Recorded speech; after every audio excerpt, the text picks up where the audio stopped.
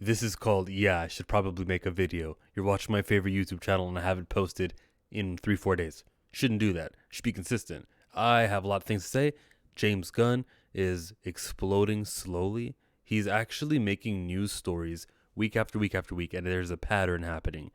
The Rock all of a sudden does his big post, and then here he comes, James Gunn, right afterwards. Oh, I like you.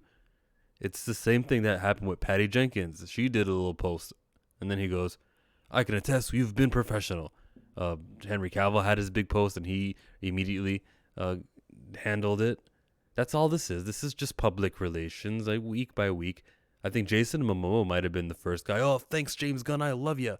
That was the first of this, and it's a pattern that I'm noticing. Rather than just saying it's a reboot, it's over, we're starting over. Everything that you thought existed exists no more, and you can scrap anything in development, or at least postpone it, or it'll be repurposed in mine and Peter Safran's new vision for the next decade of DC films. Instead of saying something like that, he's individually one by one, and that's there's good and there's bad. I will point out the good. He's giving everyone the attention that they deserve. Slowly, one by one, he's offering fans and he's offering the news and everything to focus around Henry Cavill for that day. And don't think for a second the Warhammer announcement didn't coincide with the James Gunn and the reboot. All of this was well thought out so that you can't feel sorry for Henry Cavill too long. We'll have our day in the sun of, oh man, let's mourn that Henry Cavill Superman's dead. And then let's have this new project for Henry Cavill feel happy. Anyways. It's all planned, it's all scheduled. I would look at it as the bad way. It's offering people to say, oh, he just canceled this project. Oh, well, look, Suicide Squad is still around, huh? That's still canon. Actually, everything is not canon. He's gonna slowly uncanonify and announce that everything's being canceled. That's his operation right now. It's all done. I would just have one fell slice, and rather than being in the news every day for canceling something, because what that offers is a fan who's just observing and does not really chosen a side yet. They're not quick to rush to James Gunn, hashtag fire James Gunn. And then they're seeing, oh my God, James Gunn is in the news because he did something to Wonder Woman. He did Gal Gadot wrong. And now he did Henry Cavill wrong. He did Batman, Matt Reeves, Robert Pattinson wrong. Now he's done Black Adam wrong. This guy's horrible. Why you want to be in the news 7 times in a row for canceling? It's really just one word. Reboot. I believe he said that in a Twitter reply to somebody, but I need more. I'd say to keep your mouth shut until January, where you do actually say what's going on. But January might be even too soon if you ask me. Let's wait for Shazam to do its money. Don't let people know that this is kind of a dead universe with nothing that's going to be sequeled and nothing that will continue it, because that actually drives people to watch the movies, because they know they got to see this to know what happens in the next one, since the worlds are attached. The world, singular, it's a world that they share. So you want to know what's going on with Shazam just in case Aquaman mentions it.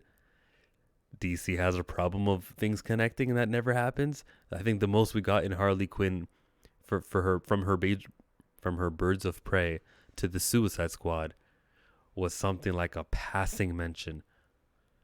That's about it. So they're not good at connecting. It's a dead universe anyways, but still, let's pretend that Shazam is relevant to The Flash, which is relevant to Blue Beetle.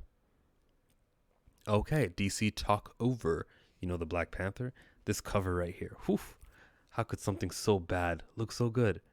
Leaving the Avengers. And then I saw the issue number 15 cover. That's horrible. He's getting chewed up by a panther. But that's it. That's going to be the final issue. Woo, we made it. I did not like this series, and I'm happy about that. That might get an individual video on its own.